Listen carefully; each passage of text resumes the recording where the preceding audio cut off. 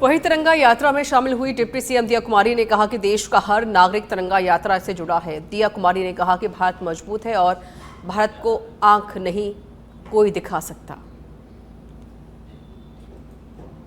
मेरे साथ deputy CM Diya कुमारी हैं जो तिरंगा यात्रा में पैदल चल रही है, हौसला अफजाई कर रही है।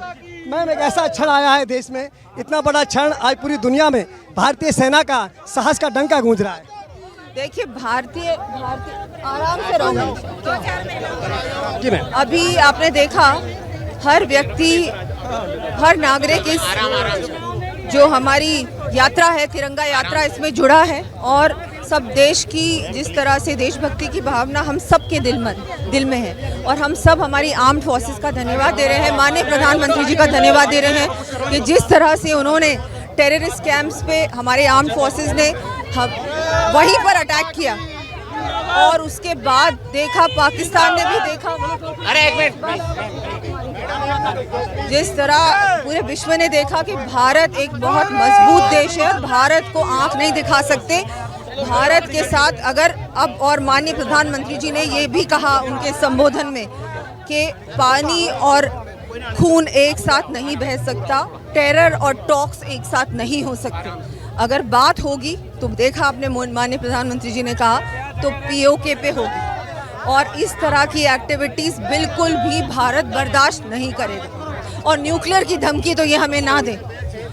ये इस तरह की ब्लैकमेल करेंगे तो ये ब्लैकमेल भी नहीं चलने वाला। मैम, 1971 के युद्ध में आपके ही भवानी सिंह थे ब्रिगेडियर, उन्होंने अवार्ड ही मिला और बड़े शौर्य और वीरता का परिचय दिया। आज उनके उस क्षण को याद करने का भी समय। जी बिल्कुल, वो 6 महीने तक उस पूरे ऑपरेशन में जुटे थे। उस समय वो 10 पैरा में थे जो अब की स्पेशल फोर्सेस कहलाता है और छाछरों के अंदर जाकर उन्होंने पाकिस्तान के अंदर जाके पाकिस्तान की बहुत बड़ी टेरिटरी को कब्जा लिया और बहुत बड़ा वो एक ऑपरेशन था जो छाछरों में हुआ था 1971 में। मुझे गर्व है कि मैं उनकी बेटी हूँ।